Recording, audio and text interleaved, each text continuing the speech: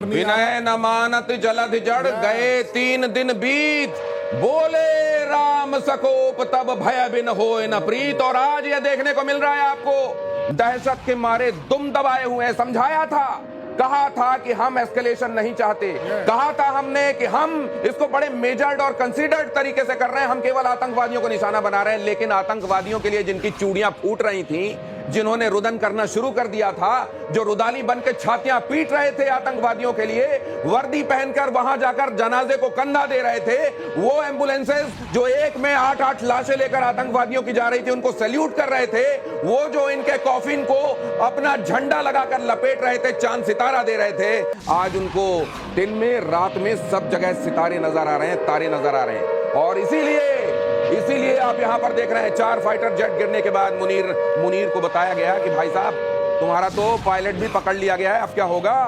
अरे बड़ी चाय कर रहे थे। लंदन में जो पाकिस्तान का दूतावास है, वहां पर भी एक था कोई सिरफिरा, बड़ा चाय और कप दिखा रहा था वहां पे। अब क्या होगा, क्या चाय वाले कप में जो चुल्लू भर पानी आएगा उसी में मरना है क्या? ये बता दिया गया है एनपी सिंह साहब उनको।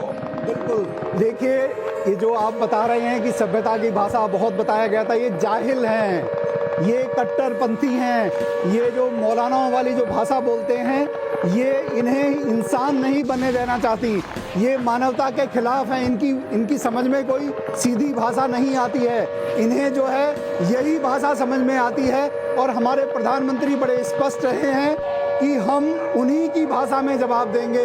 और आज ये वो दिन आ गया है, क्योंकि जो जैसी भाषा में समझता है, जिस भाषा को समझता है, आज उस भाषा में जवाब दिया जा रहा है। यही समझ में आता है, कल तक गीदड़ भपकी देते रहते थे और किस तरह की बातें करते थे, और आज आप देख सकते हैं कि कहां जा रहे हैं, धरातल में जा रहे हैं। भारत का शौर्य देखिए, भारत का पराक्रम देखिए, भारत के सुदर्शन चक्र की ताकत देखिए। इतने सारे गोले गिन लीजिए, ये गोले गिनिए जैसलमेर के आसमान पर, ये ड्रोन गिनिए, ये ड्रोन जो भेजे गए हैं भारत की तरफ गिन लीजिए। और सुदर्शन चक्र, भारत का S-400 जिसको सुदर्शन चक्र नाम दिया गया है, उसकी अभेद्य ताकत देखिए। स्फुरत्सहस्रार्शिखाति तीव्रम सुदर्शनम भास्कर कोटि तुल्यम सुरद्विषाम प्राण विनाश विष्णुर्चक्रम सदाहम शरणम प्रपद्ये। भगवान के दिव्य महापंचायुधों में से एक सुदर्शन चक्र, और उसके नाम पर S-400। और देखिए किस तरीके से आने वाले, भारत की तरफ आने वाले तमाम खतरों को वो रोक रहा है। और भारत के जाबाजों ने कैसे स्मशान बना दिया है। लाहौर की तस्वीरें जरा एक बार डालिए तो सही, फिर से लाहौर की तस्वीर। और ये देखिए सोशल मीडिया से, हालांकि कुछ एक चीजें, लेकिन अब ये सोशल मीडिया इस समय जो दिखा रहा है ना पाकिस्तान में, अब वहां बहुत प्रोपेगेंडा की कोई जगह बची नहीं है इस समय। तो वहां तोड़ फोड़ की ही तस्वीरें आ रही हैं। और देख लीजिए, ये देख लीजिए, स्मशान में तब्दील होते पाकिस्तान को देख लीजिए। ये पाकिस्तान जिसके बारे में आज आपने सुना, वहां का एक सांसद ये कह रहा था कि हम तो इसको हम एक यकजहती चाहते हैं, हम चाहते हैं कि एकजुटता हो, और हम ये दुआ करते हैं और आप भी दुआ कीजिए कि हमारा देश बचा रहे। अरे दुआ करने भर से अपने कर्मों को आप सही नहीं करेंगे, अपने कंडक्ट को आप सही नहीं कर। कर्म प्रधान विश्व रचि राखा, जो जस करे सो तस फल चाखा, ये हमारे शास्त्र हमको बताते हैं। आपने जो किया, आप ऊपर वाले का नाम ले लेकर दूसरों को मारते रहेंगे। आप जिसको ऊपर वाला जिस लैंग्वेज में, जिस भी शब्द में कहते हैं, आप उसका नाम लेकर दूसरों को हलाक करते रहेंगे। और वो उसकी जो रचना है वो खुश होगा क्या इसमें? जिसने इंसान को बनाया है, एक इंसान, उसने अगर ऐसा किया होता तो चांद सितारे सूरज सब अलग नहीं कर दिए होते कि ये लो भाई इस्लाम के मानने वालों, मुसलमानों, तुम्हारे लिए ये चांद है, तुम फलाने यहूदी तुम्हारे लिए ये सितारा है, तुम फलाने तुम्हारे लिए ये चश्मा, ये नदी, उसने तो सब एक बनाया।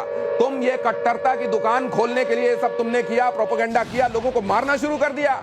कलमा जो पवित्र माना जाता है, उसको तुम पढ़वा के अगर नहीं पढ़ रहा है कोई तो उसको मार रहे हो। अरे वो दूसरे तरीके से ऊपर वाले को भज रहा है, उसको भजने दो, उसको ईश्वर ने उस तरीके से अपना नाम देने के लिए आज्ञा दी है। बहरहाल उस सब का नतीजा आप देख लीजिए, उस सब का नतीजा देखिए आप। और हमारे साथ हिमांशु, हमारे संवाददाता जुड़े हुए, वो इस समय कहां हैं, क्या जानकारी दे रहे हैं? अगर आप ब्लैकआउट स्थिति वाली जगह में हैं, लाइट ऑन मत कीजिएगा, बताइए अपडेट क्या है। जी दिनेश, देखिए इस वक्त हम प्रधानमंत्री के आवास के बाहर मौजूद है, जहां पर सन्नाटा तो है लेकिन यहाँ पर शांति भी है। एक वो शांति है जो दुश्मन को समाप्त करने के बाद में सुकून मिलता है, वो वाली शांति है। हालांकि प्रधानमंत्री के आवास के बाहर जो सुरक्षा है वो पूरी तरीके से चाक चौबंद है, क्योंकि प्रधानमंत्री का ये आवास है, इसलिए सुरक्षा बहुत महत्वपूर्ण है। रात का अंधेरा हो चुका है गाड़ियां जो है धीरे धीरे गति से चल रही हैं, लेकिन जिस तरीके से बॉर्डर पर हम देखते थे 26 जनवरी में जो तमाम अस्त्र शस्त्र जो है निकाले जाते थे 26 जनवरी में गणतंत्र दिवस पर, वो कभी देखे नहीं थे, वो सिर्फ इसलिए देखे थे कि परेड में निकाले जाते थे। लेकिन आज पूरा देश उन अस्त्रों शस्त्रों की जो ताकत है वो देख रहा है। हालांकि अभी जो जानकारी मिल रही है बॉर्डर के आसपास का जो पूरा इलाका है, लाइट बुझाने के लिए आदेश है, तो प्लीज लाइट बुझा लीजिए। मैं आपके पास दोबारा लौटता हूँ, एक खबर बताने के बाद आपके पास लौट रहा हूँ। हिमांशु आपके पास लौट रहा हूँ, यह खबर बताने के बाद। Pakistani shelling targeted school sheltering civilians evacuated from villages near LOC in north Kashmir.